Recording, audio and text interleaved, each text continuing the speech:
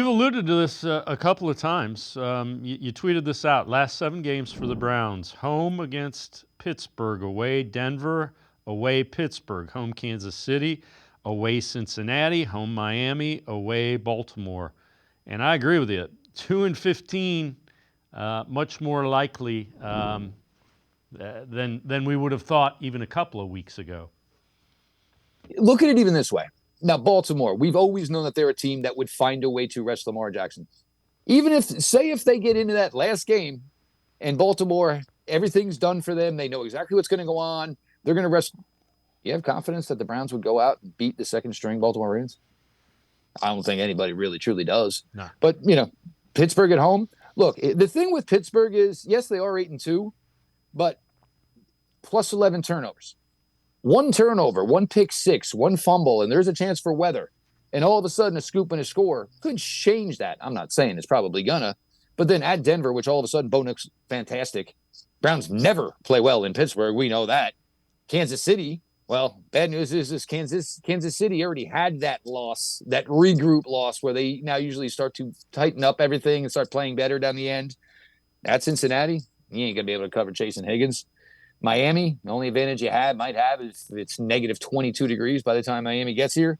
And like I said, at Baltimore to close it. And, and I'll be honest, because Jacksonville and Tennessee play each other twice, 2-15, that very well might get you the number 1 overall pick in this draft.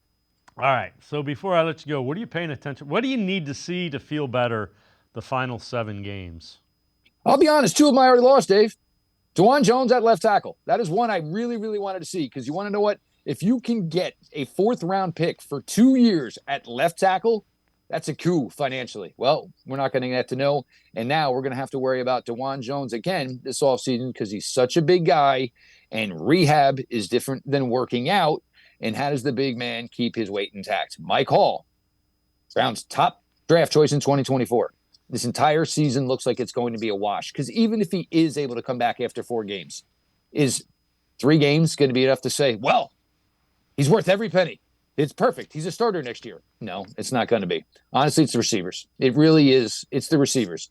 I want to see how high I think these guys can be, because I'm going to bring in 1 more. The question is, where am I going and how high am I going? Am I spending good free agent money? Am I maybe using, God forbid, my number 1 pick, depending on where it falls, my 2nd-round pick, depending on where it falls?